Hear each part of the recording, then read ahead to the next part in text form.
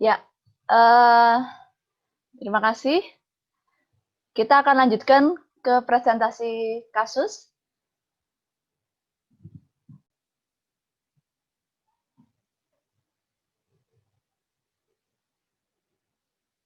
Ya.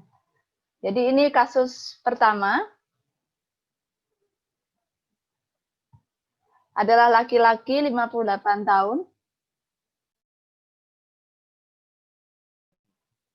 Datang dengan keluhan utama berdebar. 1 hari sebelum masuk rumah sakit. Dan ada keluhan dyspnea oniform, ortopnu, paroxysmal nocturnal dyspnea, dan ada diare 4 kali dalam 1 hari.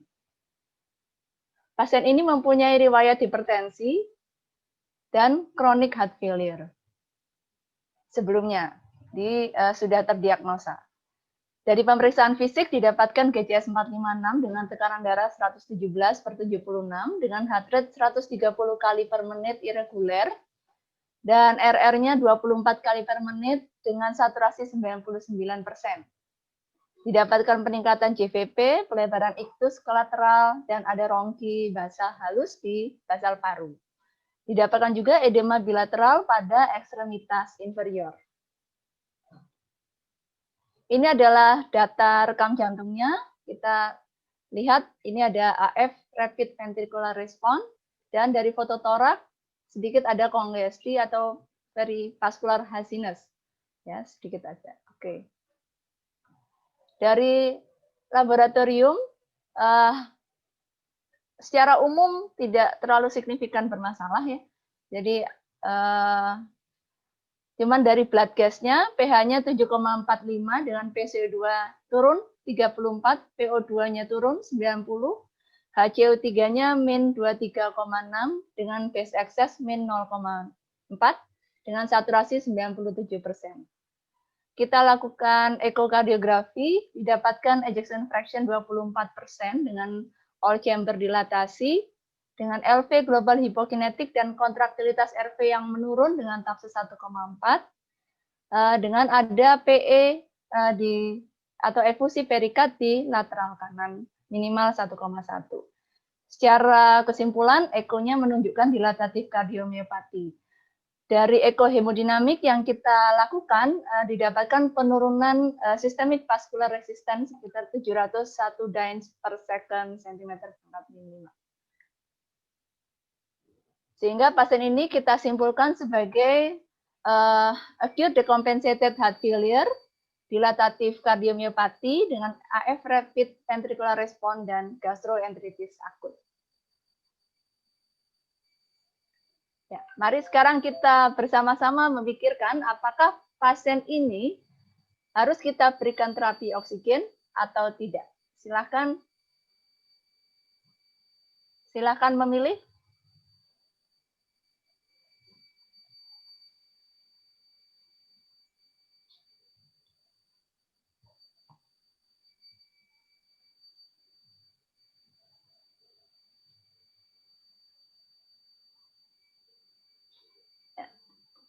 Bisa ditampilkan pilihannya nanti.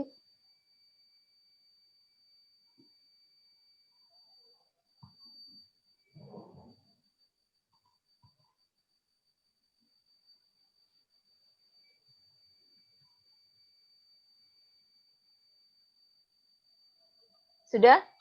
Kalau sudah mungkin panitia minta tolong bisa ditampilkan hasil poolingnya. Oke, 80% menjawab diberikan terapi oksigen. Ya, sekarang kita sudah pinter-pinter ya berarti. Sekarang kita harus tahu kenapanya. Kenapa kita harus berikan terapi oksigen. Ya, slide.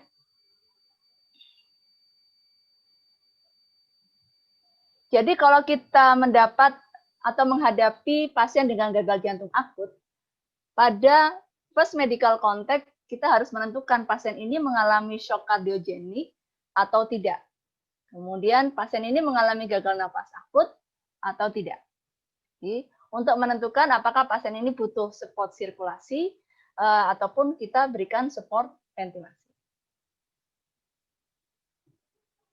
Jadi seperti tadi sudah disebutkan di materi pertama dan kedua, bahwa kita harus menentukan profil hemodinamik pada pasien yang kita hadapi. Apakah warm and dry, warm and wet, atau cold and wet, and cold and dry. Pada pasien ini, tekanan darahnya masih di atas 100 dengan tanda-tanda kongesti, sehingga profil hemodinamiknya termasuk warm and wet. Slide. Nah, secara lebih rinci, karena tadi kita sudah melakukan ekokardiografi, pada pasien ini kita dapatkan dengan eko ada efusi perikard minimal 1,1 cm. Dari ekohemodinamik tidak dapatkan cardiac index yang menurun 1,73 dengan LVOT-VT 14,8 ini sama seperti kalau kita mau mengukur stroke volume, dan adanya penurunan dari systemic vascular resistance sekitar 701. Jadi klasifikasi profil hemodinamik yang lebih rinci berdasarkan ekokardiografi pada pasien ini kita dapatkan warm and wet dengan kemungkinan ada proses yang mix antara kardiak dan infeksi. Jadi terdapat low cardiac index, low SPR. Sayangnya kita tidak mengukur PCWP karena iramanya AF rapid ya. Slide. Jadi bisa disimpulkan pasien ini kemungkinan sebenarnya masih belum mengalami shock kardiogenik ya. Nah, sekarang kita tentukan apakah pasien ini mengalami gagal napas. Gagal napas, untuk menentukan gagal napas atau tidak, kita harus lihat lagi blood gas-nya. Oke, ini blood gas yang pada pasien ini yang sudah diperiksa. Dalam membaca blood gas, kita harus lihat satu persatu komponen dari blood gas itu. Bisa dengan cara, pertama kita lihat pH-nya. Apakah normal atau tidak? Apakah asidosis atau alkalosis? Kalau pH-nya dalam range normal, itu diagnosa bandingnya bisa normal ataupun mix. Ya. Kemudian setelah kita lihat pH-nya, pada pasien ini pH-nya 7,45. Ya. Kemudian setelah kita lihat pH, kita lihat bikarbonatnya. Normal dari kadar bikarbonat ada 22 sampai 26. Pada pasien ini 23,6. Kemudian kita lihat PaCO2-nya. Normalnya 35 sampai 45. Pada pasien ini menurun 34 mmHg. Jadi kalau kita analisa, ini sudah mulai ada usaha kompensasi dari pasien karena suatu proses asidosis gitu. Tapi pH-nya masih 7,45. Jadi kemungkinan ada proses yang mix di situ. Kemudian kita tentukan proses kompensasi dari respirasinya ini sebenarnya memadai atau tidak. Jadi ada perhitungan yang namanya kita akan menghitung expected PaCO2, yaitu kadar PaCO2 yang seharusnya bisa dilakukan oleh pasien. Jadi proses kompensasi respirasi yang harusnya bisa dikerjakan oleh pasien. Jadi secara perhitungan, PaCO2 yang seharusnya bisa dihasilkan oleh pasien ada sekitar 43,4 mmHg. Padahal aktual PaCO2 yang kita dapatkan dari hasil blood gas analysis adalah 34. Nah, sehingga kalau kita hitung perbedaannya adalah sekitar 9,4 mmHg. Normalnya, data PaCO2 ini adalah kurang atau sama dengan 2 mmHg. Kalau lebih dari 2, itu merupakan respiratory fatigue. Ya, nanti kita membahas sedikit tentang respiratory fatigue. Selanjutnya, kita lihat anion gap-nya. Anion gap ini adalah perhitungan elektrolit. Makanya kalau kita periksa laboratorium, kalau bisa dilengkapi hasil serum elektrolitnya. Sehingga kita bisa menentukan anion gap-nya pasien ini normal atau tidak. Pasien ini anion gap-nya 7,4, jadi masih dalam range normal. Sedikit mengenai respiratory fatigue. Jadi respiratory fatigue adalah ketidakmampuan pasien dalam memelihara proses kompensasi dari proses asidosis metabolik. Jadi dia tidak bisa memelihara PaCO2 yang seharusnya dan PaCO2-nya lebih tinggi. Ini adalah rumusannya, yaitu expected PaCO2 1,5 kali kadar bikarbonat ditambah 8 dan dihitung perbedaannya. Jadi kalau lebih dari 2 mm Hg itu dikatakan respiratory fatigue. Jadi pasien ini sudah mulai tidak bisa mengkompensasi. Jadi pasien ini mulai mengalami, meskipun dia dalam klasifikasi gagal napas, dia masih belum bisa dikategorikan gagal napas 1, 2, 3, atau 4. Tapi dia sudah mulai respiratory fatigue, sehingga disinilah tempatnya kita memberikan terapi oksigen. Ya.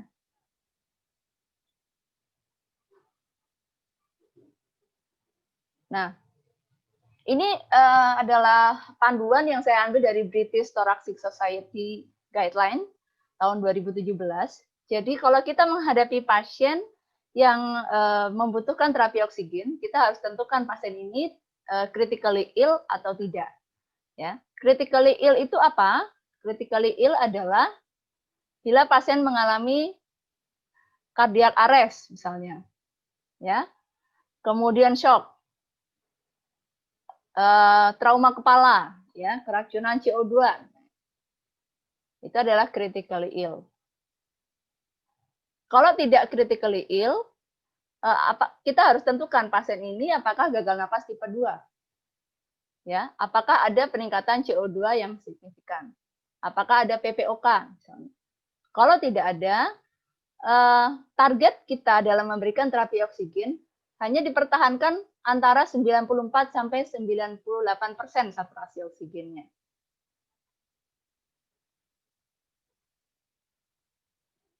Nah, bila ada penurunan saturasi kurang dari 94%, maka lakukanlah pemeriksaan blood gas analysis. Kemudian kita lihat PaCO2-nya bagaimana. Apakah dalam range 35 sampai 45. Kalau di sini dikatakan kurang atau sama dengan 6 kPa. 6 kPa ini sama dengan 35 mm Hg. Jadi kalau dia kurang dari 35 atau lebih dari 35, nah itu nanti kita akan pikirkan untuk mengembalikan PaCO2 ini ke dalam range normal.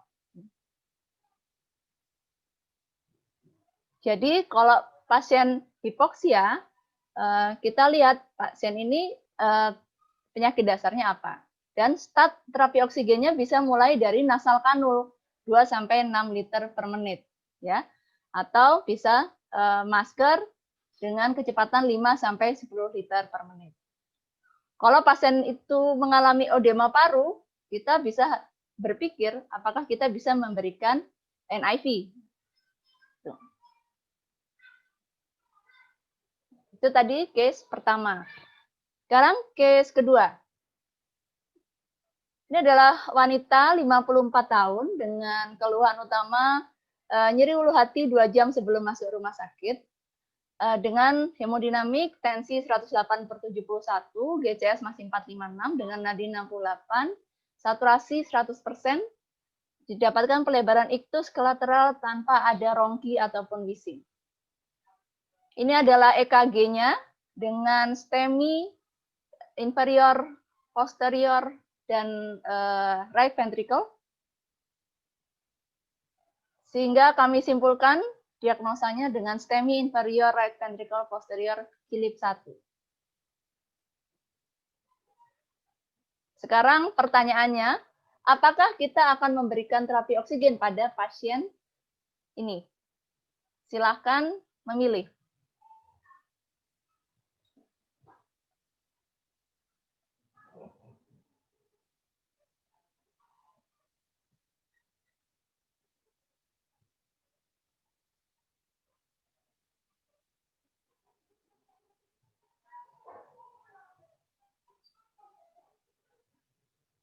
Ya, kalau sudah, mungkin bisa ditampilkan hasil pollingnya. Oke, 56% memberikan terapi oksigen, 44% tidak ya. Sekarang kita lihat bagaimana panduan terapi oksigen pada STEMI. Ya. Jadi untuk STEMI ini saya ambil panduannya dari ESC. Pada 10 menit pertama kita harus menentukan kalau udah STEMI kita mau melakukan reperfusi. Ini adalah panduan kalau kita melakukan yang sebelah kanan adalah kalau melakukan trombolitik, yang sebelah kiri kalau kita melakukan primary PCI. Dikatakan di sini kita berikan terapi oksigen pada saturasi kurang dari 90%. Baik yang trombolitik ataupun yang akan dilakukan primary PCI. Nah, ini adalah perjalanannya. Pasien ini setelah ditrombolitik barulah terjadi huru-hara. Jadi kalau tadi datang dengan STEMI inferior, RT posterior, kilip 1. Nah, ini sekarang setelah trombolitik, pasiennya mengalami nyeri abdominal hebat dengan tidak bisa kentut, jadi mengalami ileus dan mulai delirium. Ya, jadi GCS-nya mulai terganggu. Ini adalah EKG pada saat post trombolitik dapatkan atrial fibrilasi dengan tekanan darah turun 98/60 dengan heart rate 130 kali per menit irregular, RR-nya 26 kali per menit dengan saturasi mulai turun jadi 90%. Dari foto torak didapatkan kardiomegali. Dari laboratorium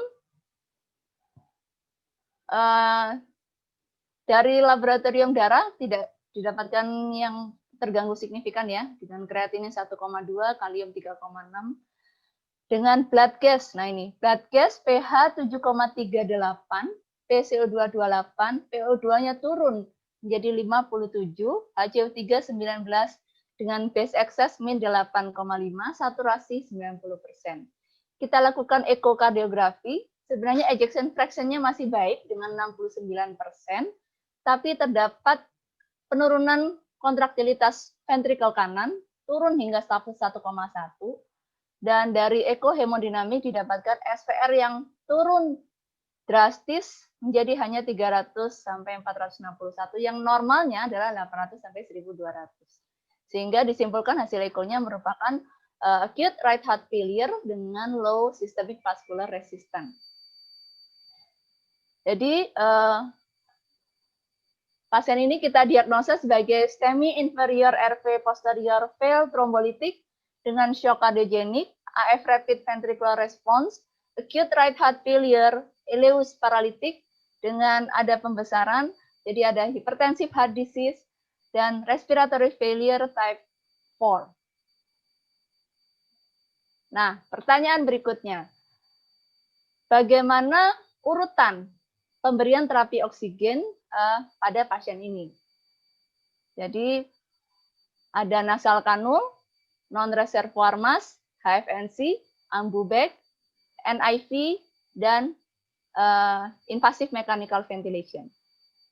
Kalau Anda menghadapi pasien seperti ini, bagaimana urutan terapi oksigen yang akan Anda berikan? Silakan memilih.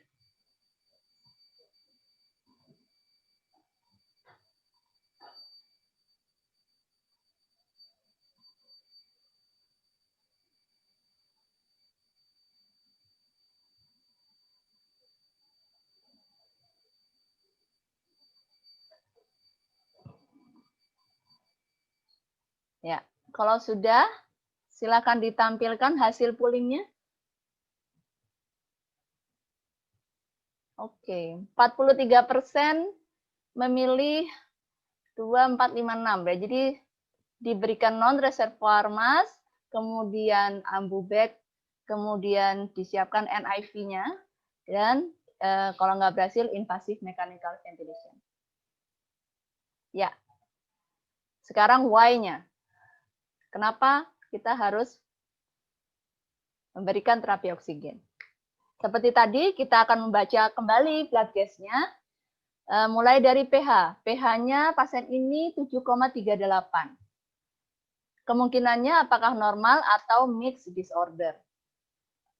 Kemudian bikarbonatnya pasien ini menurun 19, normalnya 22 sampai 26. Dan PaCO2-nya juga menurun 28. Nanti kita akan lihat apakah ini merupakan suatu proses kompensasi yang berhasil atau tidak. Nah, dilihat dari expected PaCO2 harusnya 36,5 mmHg, sehingga deltanya adalah 8,5. Ya, jadi dia mengalami respiratory fatigue ya. Nah, kita hitung anion gap-nya. Anion gap-nya ada sekitar 16, padahal normalnya 3 sampai 14. Jadi disimpulkan pasien ini, anion gap juga harus kita adjust sesuai kadar albumin. Ya, ini adalah perhitungan anion gap dengan adjusted menggunakan kadar albumin. Ya. Dari pasien ini kita dapatkan adjusted anion gap-nya adalah semakin tinggi, malah 17,25. Sehingga disimpulkan pasien ini merupakan pasien yang mengalami mixed disorder dan respiratory fatigue dengan high anion gap. Nah, apa penyebab dari peningkatan anion gap? Terutama kalau kita lihat di sini adalah tisu hipoksia atau lactic acidosis. Ya. Kalau pasien ini mengalami gagal jantung kanan, kita lihat di gambar samping, ini adalah ventrikel kanannya tidak dapat memompa ya sampai ke ventrikel kiri, sehingga secara sistemik tidak mendapatkan aliran baik, sehingga terjadi hipoksia jaringan. Jadi kalau kita masukkan di klasifikasi gagal napas, pasien ini mengalami gagal napas tipe 4 ya. Jadi, karena terjadi hipoperfusi. Nah, apa yang harus kita lakukan? Kalau berdasarkan guideline yang dikeluarkan oleh British Thoracic Society ini, kita tentukan kembali apakah pasien merupakan critically ill. Jadi, critically ill kembali pengertiannya apakah pasien mengalami cardiac arrest ya atau dalam proses resusitasi, apakah pasien mengalami shock, sepsis ya. Pasien ini mengalami shock kardiogenik. Jadi merupakan pasien dengan critically ill ya. Nah, pada critically ill, statnya adalah memberikan oksigen 15 liter per menit dengan reservoir mass.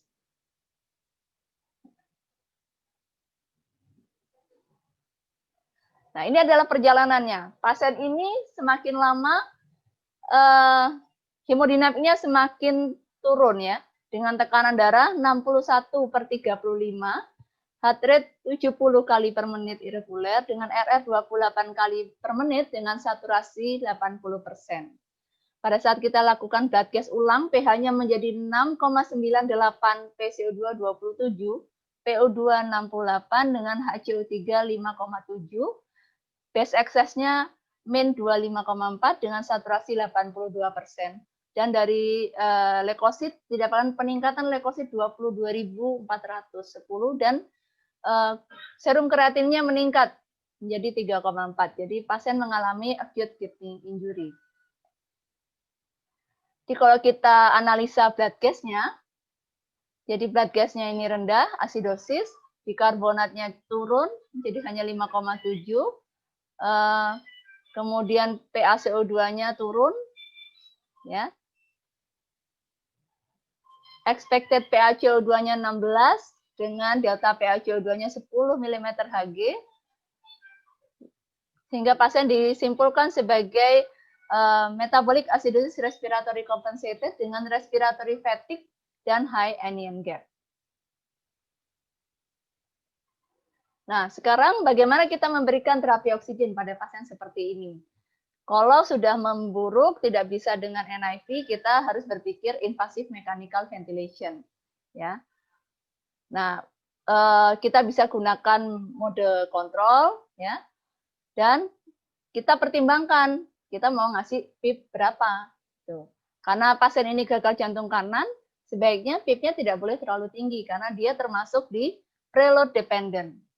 Nah, kita harus jaga RA pressure-nya lebih dari 8 dan kurang dari 14 dengan MAP tetap dijaga lebih dari 60 mm Hg.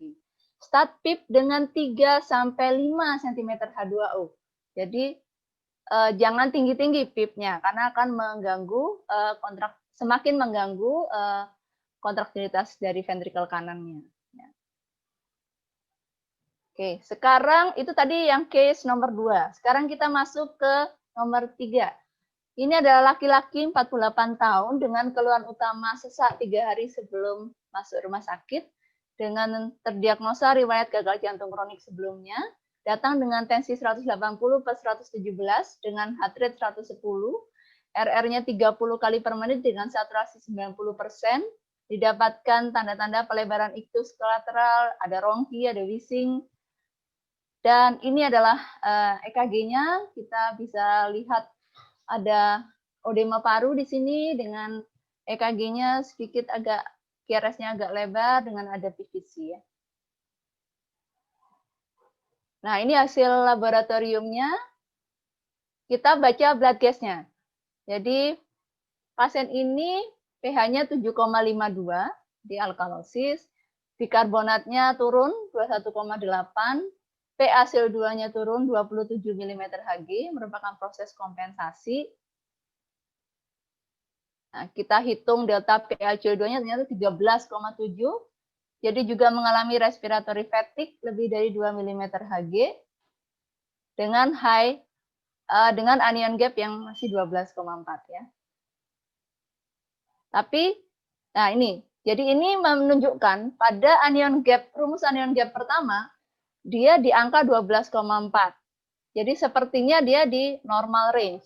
Tapi setelah kita adjusted dengan kadar albumin, didapatkan high anion gap karena 15,15.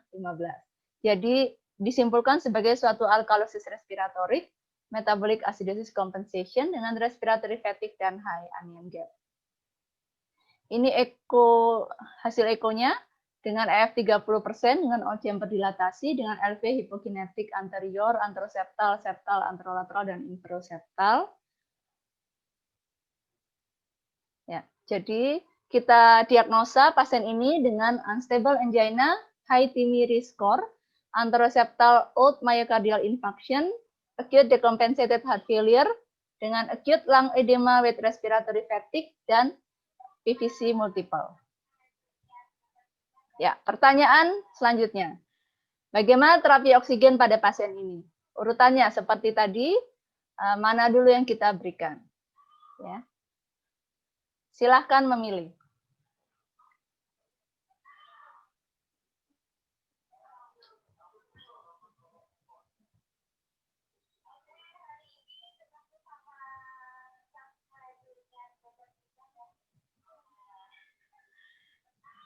Ya, kalau sudah, silakan ditampilkan hasil poolingnya.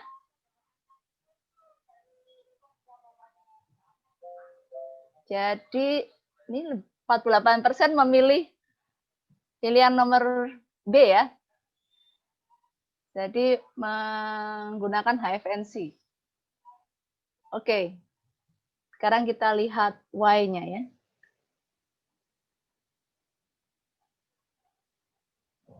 Nah, ini adalah panduan untuk memberikan terapi oksigen pada odema paru. Jadi pasien yang odema paru yang datang ke kita lihat saturasinya. Kalau saturasinya kurang dari 92%, berikan langsung terapi oksigen. Ya. Kalau dengan terapi oksigen standar yang kita berikan tidak membaik, kita harus berpikir untuk pemberian non-invasive ventilation. Ya. Apakah dia hipoksia saja atau ada komponen hipoksia dengan hiperkapnia. Nah, kapan kita memberikan HFNC? Adalah kalau kita tidak membutuhkan PIP yang terlalu tinggi. Tapi seperti kita tahu, seperti tadi saya sebutkan di materi sebelumnya, bahwa pada pasien odema paru, kita butuh PIP mungkin sampai 10 cm H2O. Jadi kita butuh PIP yang tinggi. Kenapa HFNC itu dia belum establish penggunaannya untuk pasien-pasien dengan odema paru karena setinggi-tingginya flow dari HFNC yang kita berikan, maksimal dia hanya mencapai PIP 6 cm H2O. Ya, jadi kalau kita butuh PIP yang lebih tinggi, kita bisa menggunakan NIV dengan CPAP. Ya, CPAP kita bisa atur. Jadi pressure-nya PIP-nya yang kita berikan bisa 5 sampai 10 cm H2O. Kalau pasien itu ada komponen hiperkapninya, kita mau atur untuk menurunkan CO2-nya, nah kita bisa menggunakan BiPAP, yaitu IPAP dan EPAP. Atau tadi di slide-nya Dr. Akhtar, kita atur PS-nya, pressure support atau PIP-nya. Ya. Setelah itu kita evaluasi 60 menit ya, kita practice ulang apakah ada perbaikan atau tidak. Kalau tidak membaik, kita harus berpikir invasive mechanical ventilation. Ya, jadi ini tadi yang sudah saya sebutkan. Nah, di ini apakah pasien dalam kondisi critically ill?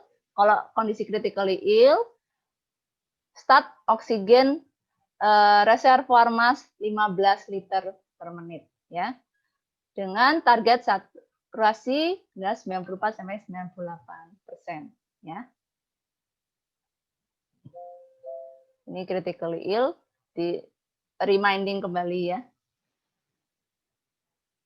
Nah, ini disebutkan di sini bahwa pada gagal jantung akut pertimbangkan penggunaan CPAP ataupun NIV. Ya. Terima kasih.